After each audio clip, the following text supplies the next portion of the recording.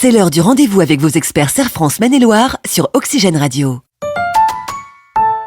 Nouveau rendez-vous avec le Serre France Maine-et-Loire et Michel Besançon. Bonjour.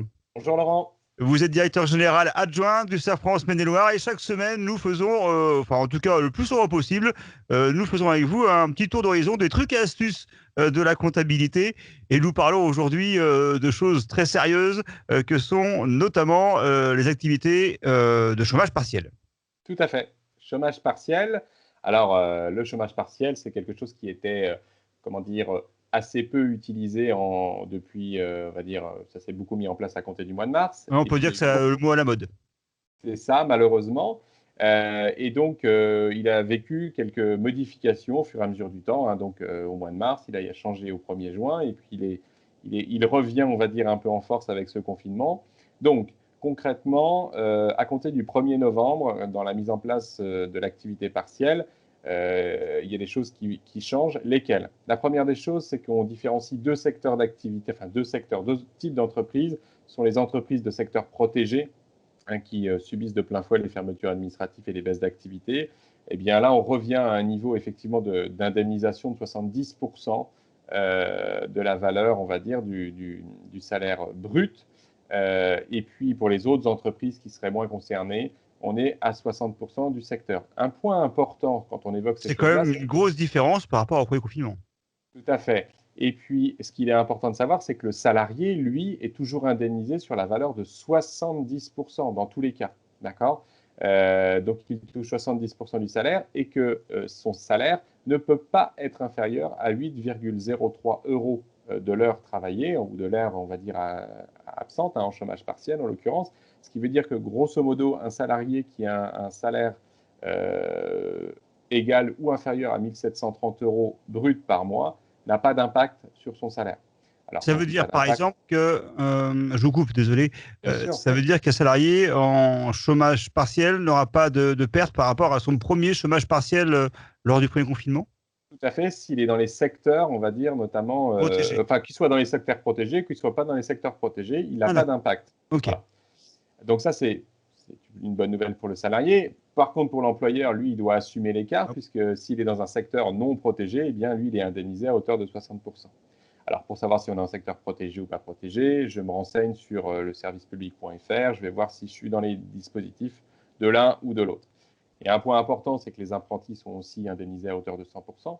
Donc, là-dessus, effectivement, les apprentis ne sont pas aussi impactés. On sait qu'ils ont un montant de rémunération à hauteur d'un pourcentage du SMIC en fonction de leur âge. Donc, ça, c'est les points importants. Et je reviens aux modalités techniques. Vous avez fait usage du chômage partiel au mois d'avril et au mois de mai, par exemple. Ça s'est arrêté. Il faut recommencer, il faut refaire une demande d'activation de votre demande d'activité partielle sur le site de l'ASP pour que la directe puisse l'accepter. Le point important, c'est qu'on avait un délai de 48 heures en d'autres temps, c'est-à-dire sur les périodes mars-avril où on avait un flux très important d'activité partielle, 11 millions de personnes au chômage partiel, il fut un moment. Donc là, c'est beaucoup moins important, le confinement est quand même plus modéré.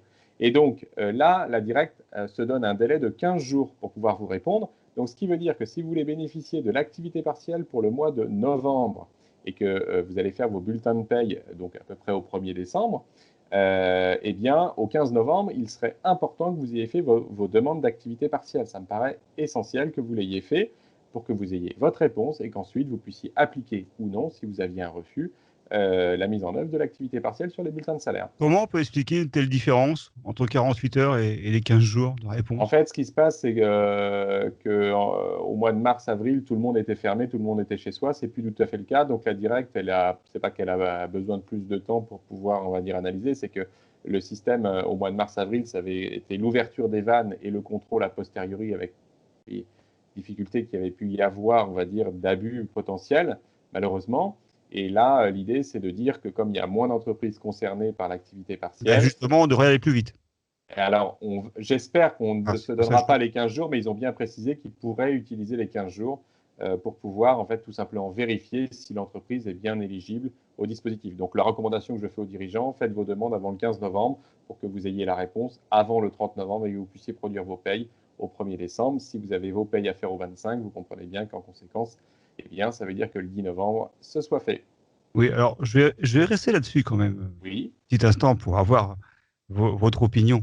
C'est pas un peu bizarre quand même ce système, c'est qu'on pense d'abord au contrôle avant de venir soutenir des entreprises qui sont en difficulté?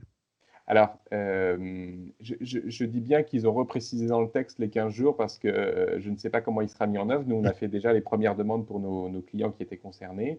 Ouais. On n'a pas encore le retour. Je n'ai pas encore le retour d'expérience du délai. Je peux espérer que les dispositifs aillent plus vite que le délai de 15 jours, mais je pense qu'ils se sont mis ça pour pouvoir avoir le temps. Ils ne connaissent pas potentiellement les volumes. Mais compte tenu du contexte, je peux imaginer assez facilement qu'ils vont faire les autorisations le plus rapidement possible. C'est très simple, si vous êtes un commerce fermé, ça ne va pas souffrir de contestation. Ok. Voilà. Allez, on parle de charges et de Je ça. finis juste sur un petit point sur oui. l'activité partielle Bon, pour vous dire vous avez le qu'au droit, 1er je vous janvier, autorise. je me permets, Laurent. Vous êtes partiellement autorisé. C'est très gentil sur l'activité partielle. Eh bien, ce que je voulais vous dire, c'est que les demandes à compter du 1er janvier, ça va s'arrêter au 31/12, l'activité partielle. Au 1er janvier 2021, il faudra faire de nouveau des demandes. Mais là, le dispositif se ferme sur 2 sujets. C'est que ça ne sera plus sur une période de 12 mois, mais sur la période de 12 mois, vous pourrez faire appel à l'activité partielle pendant 6 mois. D'accord? Et avec des périodes de 3 mois renouvelables.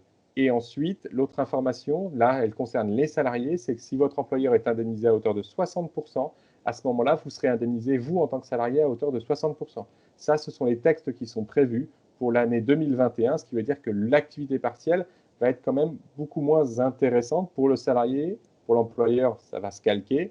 Et j'ai envie de dire, par contre, pour l'employeur, ce qui va être gênant, c'est que s'il devait faire appel à l'activité partielle sur 1 an, eh bien, il n'en aura que 6 mois. C'est pour ça que l'activité partielle longue durée, qui est un autre dispositif dont je pourrais vous parler si vous le souhaitez, a été mis en œuvre dans un autre cadre.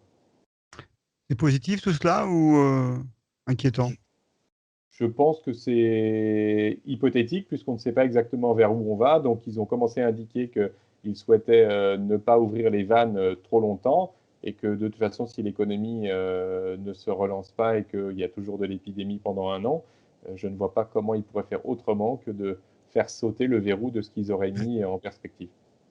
Allez, on aborde les charges et les fameuses charges salariales. Qu'est-ce que c'est Alors, que ça? les charges salariales, on l'a vu, on le connaît. Le dispositif est très simple, c'est que si je suis une activité qui a été fermée ou qui a vécu, on va dire, une baisse d'activité, je peux faire appel à l'URSSAF ou à la MSA si je suis dépendant de la MSA pour avoir un report de mes charges. Donc, dans tous les cas, toutes les entreprises peuvent reporter leurs charges. Je ne suis pas sûr qu'il faille le faire si vous êtes en activité, on va dire, qui se poursuit.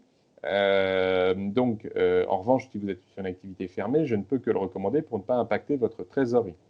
Il faut savoir qu'il a été indiqué que toutes les entreprises qui sont sur une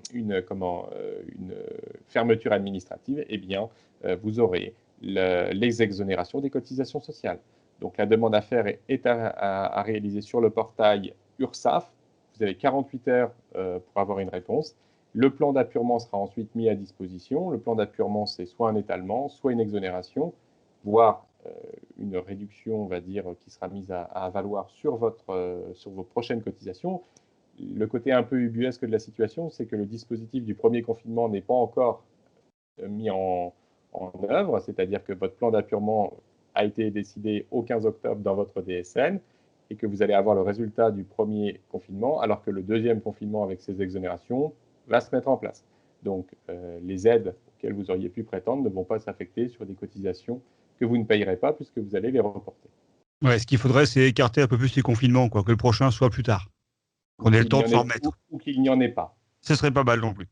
Allez, on va se quitter là-dessus, Michel Besançon. Oui. On se retrouve pour un nouveau rendez-vous avec le CERF France Maine-et-Loire. Très bientôt. Au revoir. À bientôt, au revoir. C'est l'heure du rendez-vous avec vos experts CERF France Maine-et-Loire sur Oxygène Radio.